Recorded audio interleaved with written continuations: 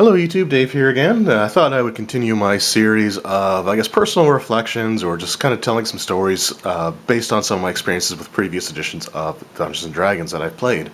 I started with my second edition apology video because, again, I felt like I kind of unbranded second edition, or branded second edition in a way that was kind of unfair, and I wanted to sort of go back and correct that. And I enjoyed it so much that I thought I'd, carry on and started talking about my experiences with 3rd edition, in particular 3.0. And today I want to talk about my experiences with Dungeons & Dragons 3.5.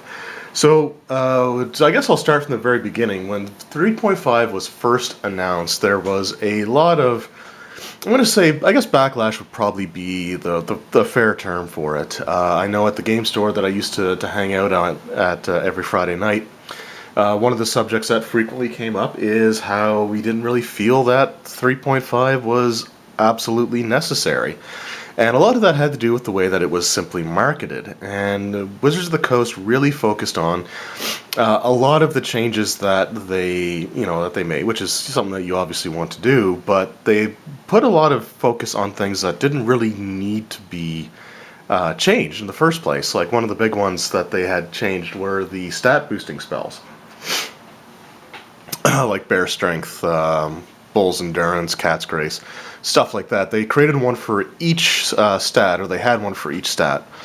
And it used to be, I think it used to last 1 hour per level, meaning that it was a really good, effective, buff that would go on one of your characters at the beginning of a day or upon entering a dungeon, and it would last for quite a while to be significant. The trade-off was that you rolled randomly to see how much you would get. So for example, instead of, it could be anywhere from +2 to +5 because it was D4 plus 1. That you would get as an increase to your stat, but I never remember any situations where I felt like that spell was overpowered, but yet they really seemed the need to focus on the fact that, hey, we changed this, so now it's only like, I don't even think it was 10 minutes per level, I think it went all the way down to 1 minute per level, meaning that it goes from being a very useful spell that makes lower level casters, very useful to the party, especially at levels where there weren't really any good offensive spells. And it just sort of made that useless. And I'll talk more about my experiences with that, I guess, in a second, but it was just changes like that that really felt unnecessary, that seemed to get a lot of attention. And it just, for the most part, we were all pretty much dead set on the fact that we just didn't need 3.5. And for me, that resolve lasted pretty much until the order that had the books arrived. At which point I sort of immediately caved and picked up a player's handbook. Now, in my defense, this was around the time that I was running a couple of higher level campaigns in 3.0 and realized just how much of a broken mess high level 3.0 really was. I picked up the player's handbook because I wanted to essentially take the things that I liked about the 3.5 player's handbook and house rule it into my ongoing 3.0 campaign.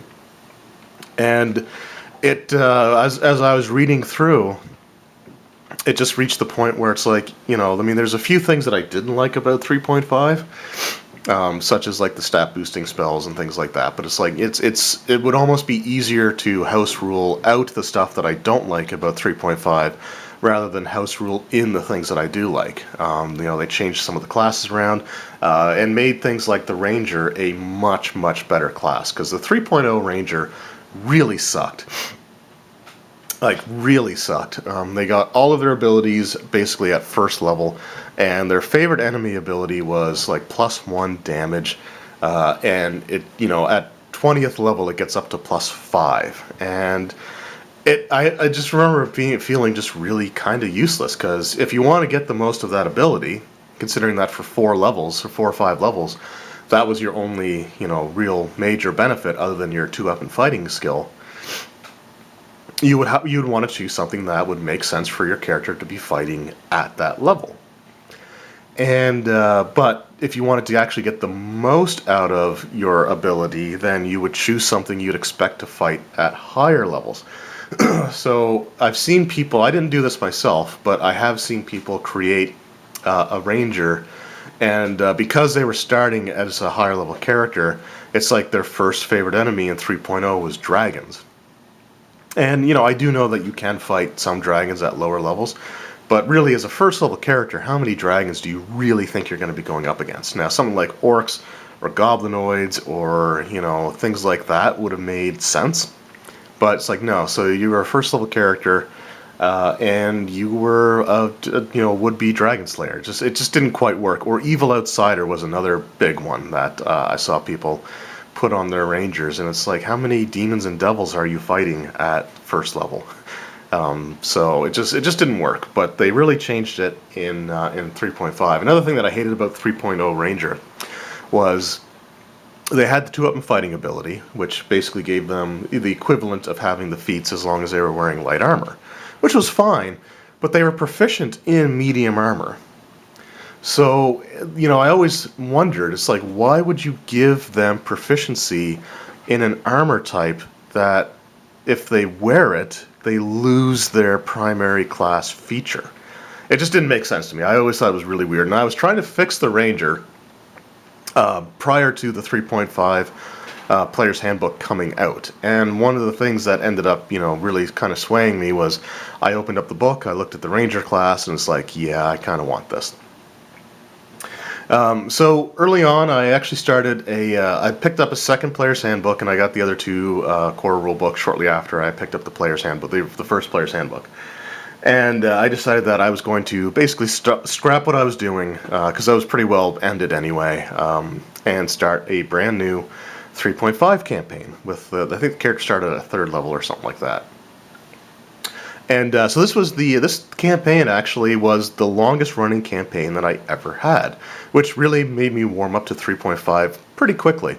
It started off as a bit of a cluster, because at one point I had nine player characters in the group, one of which had the leadership feat, and another one had, I believe, an animal companion.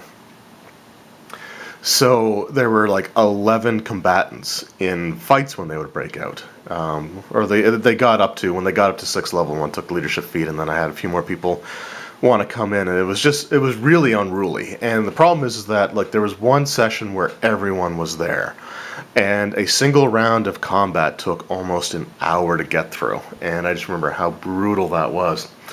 And but because I had that many players, when I was working on what I was going to run for the next session, I had to plan around having, 9 player characters and the equivalent of 2 NPCs in the party. And it really sucked because that next session only 4 people showed up. So over half the group wasn't there, and I just remember being so irritated. So I had to, adjust all the encounters again. And for the most part, it was just eliminating a number of the combatants, but I also had an NPC villain that I'd given levels to, and I gave him extra levels because of the size of the party, and so I actually had to sort of adjust that stuff on the fly, which really kind of sucked. After that, we really kind of ruled it, or I narrowed it down to just a small group of players. From that group of 9, we had a situation where they actually, they went into the Underdark, and for a couple of sessions in a row, it was the same kind of core group of players that were consistent, and they were pretty much always consistent, but the rest just wasn't showing up, and it just reached the point where it's like, okay, so I had them basically go into the Underdark.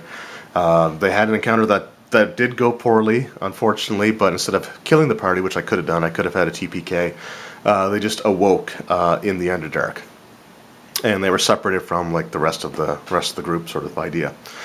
And eventually that campaign, I started running it at my place, and I actually narrowed it down to 3 players. And the biggest reason for that is that one of the players was, a good friend, and someone I still consider to be a good friend to this day, but was just not someone who was really interested in playing Dungeons & Dragons. Like, for him, game night was, just getting together with a group of friends, and just, he would have been just as happy, or probably even happier, to just sit around and chat, have a couple of drinks or whatever, and just talk about stuff or joke about things or do other stuff. So it just kind of reached the point where unfortunately that mentality was starting to get a bit too disruptive, and it just reached the point where it's like I'm gonna change where I'm running this, and just invite the people who actually want to play the game. And as far as that other friend went, we still spent plenty of time together doing other stuff, which was fine.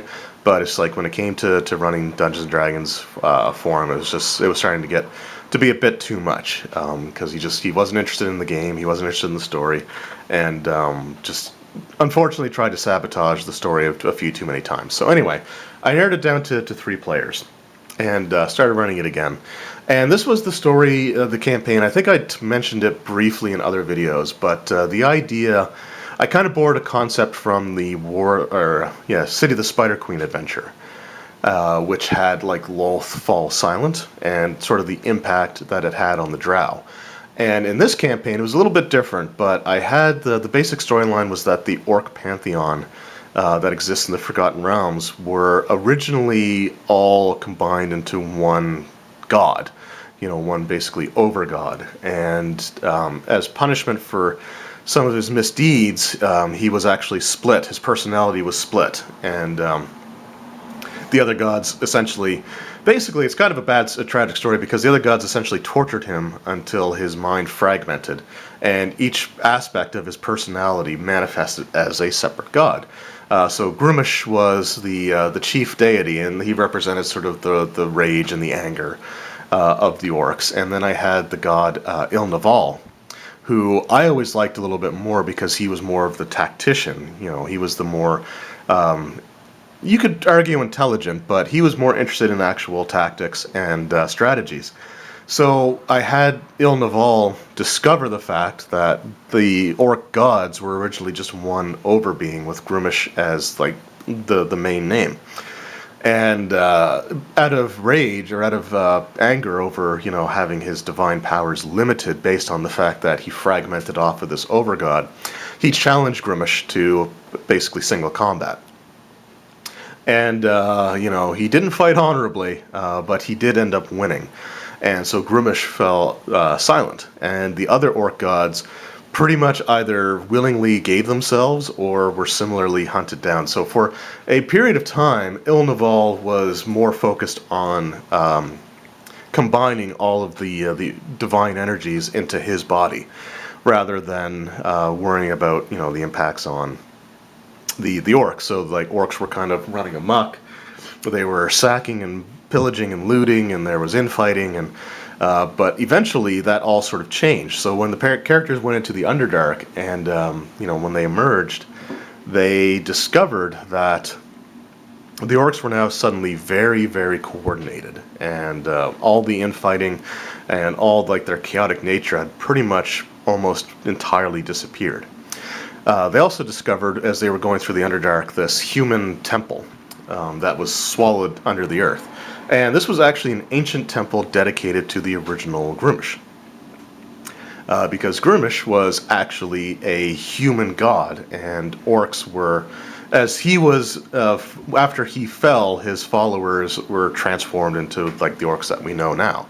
I don't think they ever got that revelation. I don't think we ever quite got to that part of the end game where they realized that this temple held the story, the legacy of the human god Grumish, and what happened to him, what created the orc race, and what created the other orc gods, and how to essentially duplicate or essentially recreate what happened and splinter the orc gods off again was going to be sort of one of the major parts of the end games. So as they were going through, and as they went through the Underdark, like I said, I narrowed it down, and eventually it actually ended up going from 3 players down to 2, just because one of the other players started working a night job when I would be running my D&D game, which was already just once every 2 weeks, so it just wasn't able to make it, which kind of sucked, but I still continued to run it. And so the 2 characters that I had was the Aasimar Paladin Azadar Maroon, who was run by a buddy of mine, and the other character was a kobold by the name of Sir Nimnal Knife. And the player that created him wanted to make him this Talon of Tiamat. He saw the Prestige class. He had bought, I think, a Draconomicon or whatever book it was in, and just absolutely loved the class and wanted to play it. The problem is that he was working with a Paladin. So he had this amulet, this very special amulet that I allowed him to make.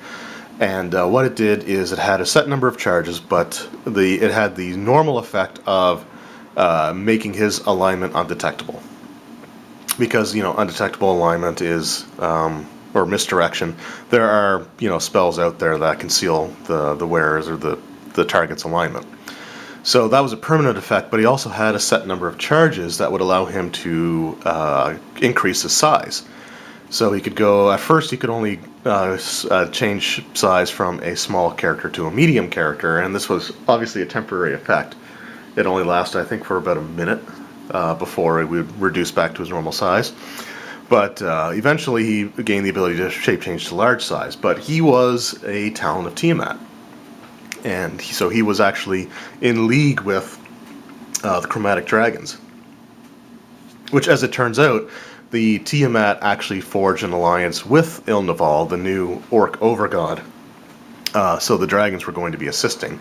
So at one point, the players were going around and fighting these sort of champion dragons in an attempt to prevent them from organizing or prevent them from ravaging, the countryside. And there was this fight with the Red Dragon where Sir Nimnilni Knifer, he scouted ahead and tried to convince the dragon to flee, which didn't work. And a fight ensued, but as the fight went on, the dragon's survival instinct kicked in because he was pretty well near dead. And in my opinion, intelligent monsters should have survival instincts. So the Red Dragon fled, and so the Red Dragon, I just gave him the name of Flame, and I wasn't really expecting him to be a reoccurring character. I know I've told this story before, but I remember the Paladin was so upset that this evil dragon got away that he swore an oath to hunt him down and finish him. So, which led to one of the coolest moments that I've ever DM'd, which is when we actually finally got to fight this dragon, who had artificially advanced his own age. And anyway, it was a really cool moment. The campaign actually went into epic levels. I think it was around 21st or 22nd or 3rd level, so it was in the early, like the lowest parts of the epic levels.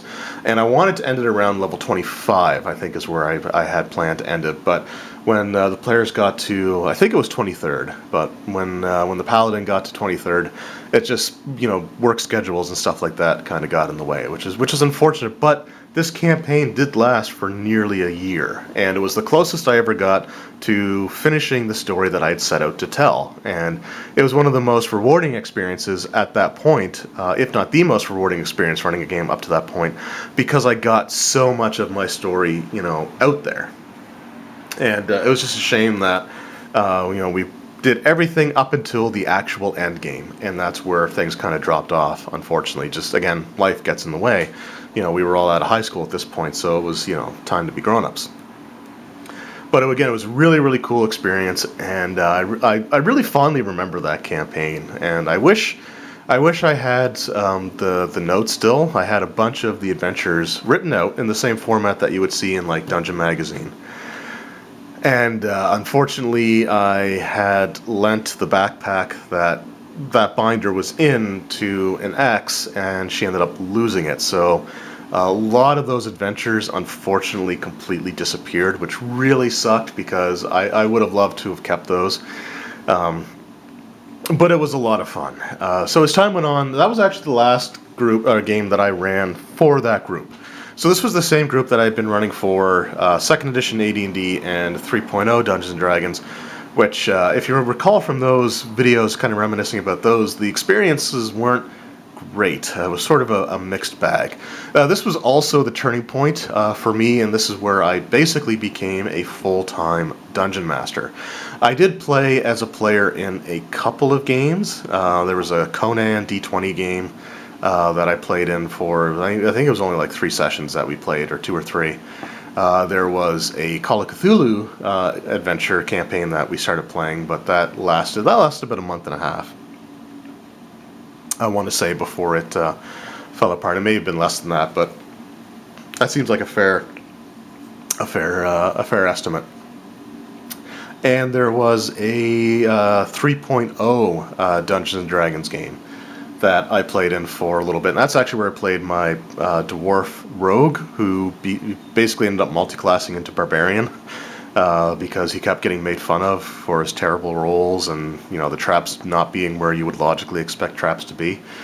So, you know, his inner rage manifested as a level of barbarian.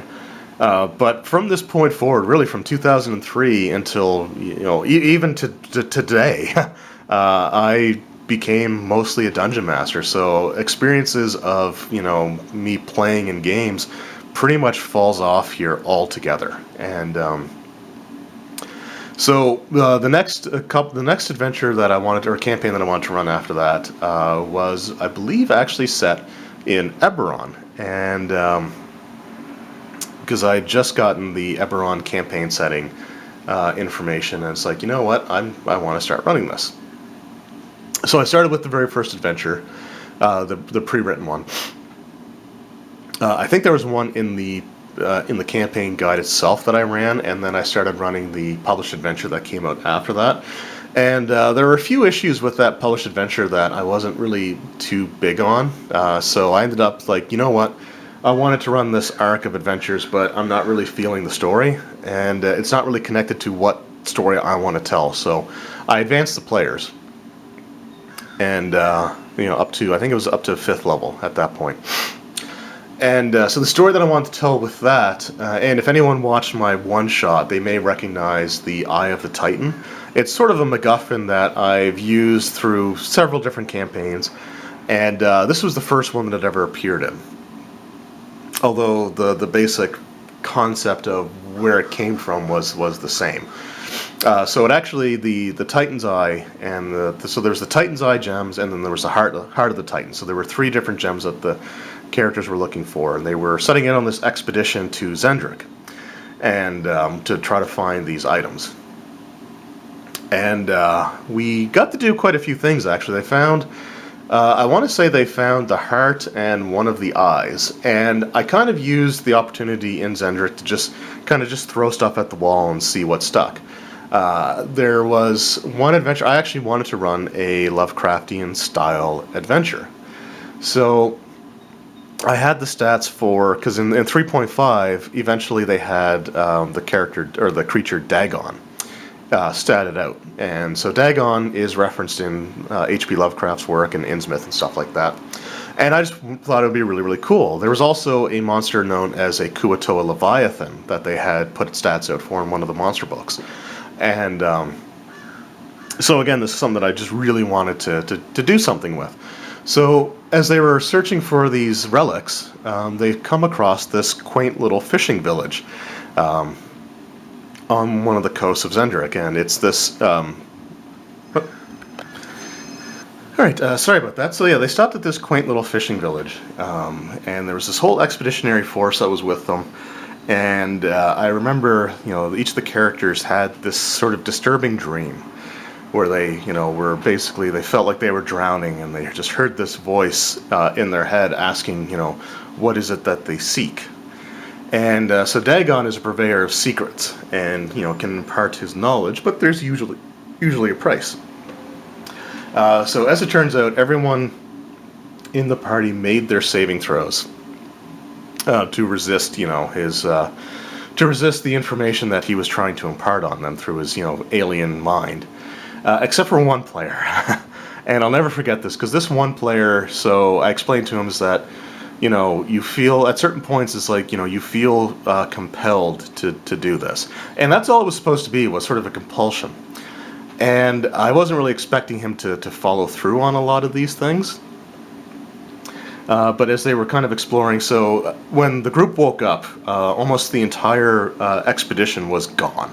They had all vanished. One thing that they remember is, like, so the dream, I should back up a little bit. So the dream started with them walking to the shore, and then just walking into the ocean.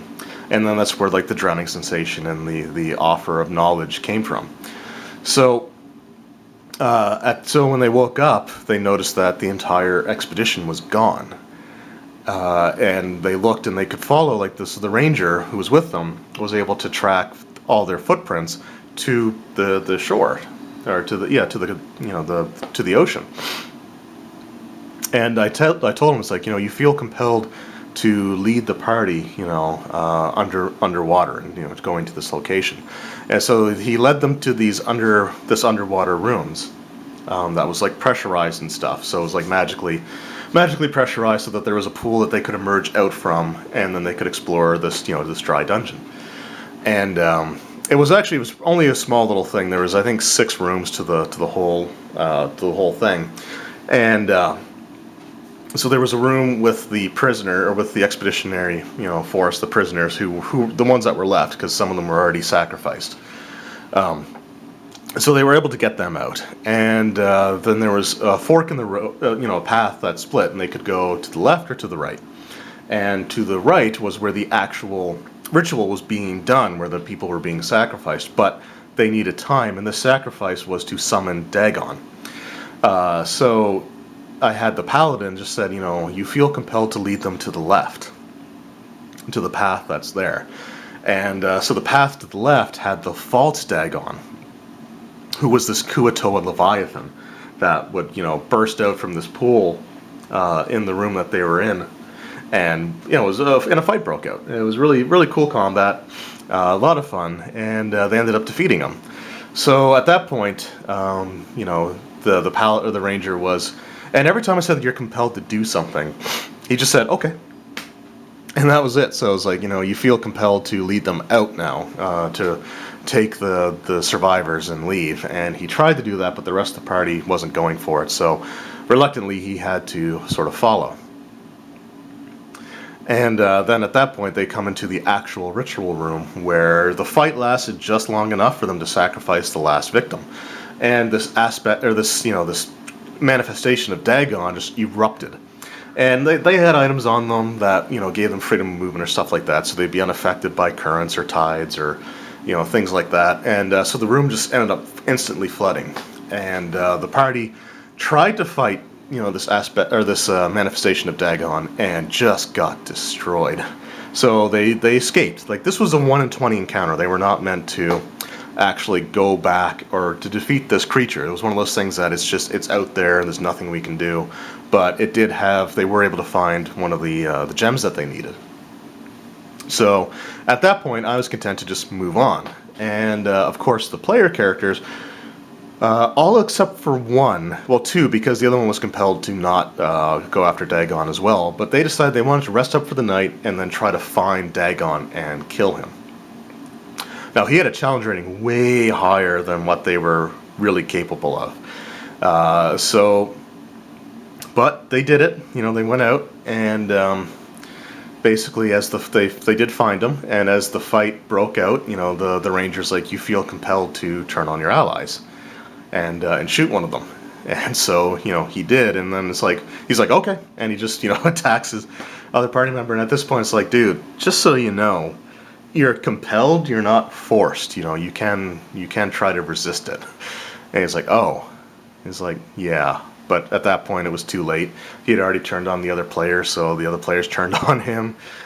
He was killed, unfortunately, but so was every other player character except for one, who, once the second or third character in the party died, he's just like, yeah, you know what? I'm just gonna go. So he magically, disappeared. He teleported. I think he went invisible, or he teleported, or he did something to get out of there.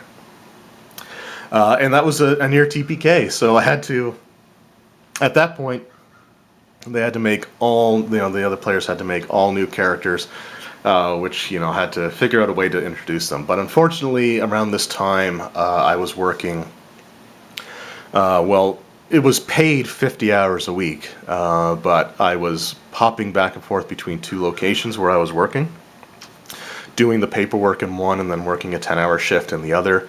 And I was getting up every morning, weekday morning, at like 3:30 in the morning, jumping in the shower, walking to the place that I would normally work at, doing the paperwork there, which took about half hour. The walk was about 40 minutes, and then I had to take a taxi to where I was just filling in temporarily, and get all the paperwork done there because I was working by myself, and the office was way inconvenient for the paperwork. So I did all that, and I would get off work at 4, but I didn't have a way home until the next bus came, which was at 4:45. It took about a half hour for that bus to get near where I was living at the time, so it was, almost 5:30 from the time, at the time that I got home. So I just ended up getting really, really burnt out. So I never got to finish that campaign, unfortunately. But it was the basic plan was for them to kind of go on to complete this, restore this Titan to life, and kind of deal with that. And the twist was that one of the trusted NPCs whose name was always associated with a friendly NPC was actually a traitor, and was actually the driving force behind everything that was going on, and was secretly trying to make it look like, or who was trying to make it look like it was Merrick Stakanoth trying to do things or assassinate the players or party, and trying to distract them from him so that he could restore this ancient Titan who was essentially a godslayer kind of thing. So anyway, I never got to finish that campaign, unfortunately. I just got way too burnt out, because it was from the time I woke up, it was like 14 hours before I got back home, and I just didn't have the energy. So anyway, I guess this is going to have to be a part 1, because I'm going to have to take off here. That's, if you heard the phone ring, that's basically I have to step out for a little bit, and I think by the time I get back, it'll be time to pick up the kids. So anyway, this is sort of part 1 of my experiences running 3.5 Dungeons & Dragons, and a couple of the stories that I had started up. But when we come back tomorrow, the video for tomorrow will be me talking about the actual successful campaigns that I was able to run all the way from beginning to end. And this Dungeon Magazine here is certainly foreshadowing for that. Anyway, thank you guys very much for watching. I hope you enjoyed the video. I hope you come back tomorrow for some more reminiscing on Dungeons & Dragons 3.5. Anyway, thank you again for watching. Hope you enjoyed, and take care.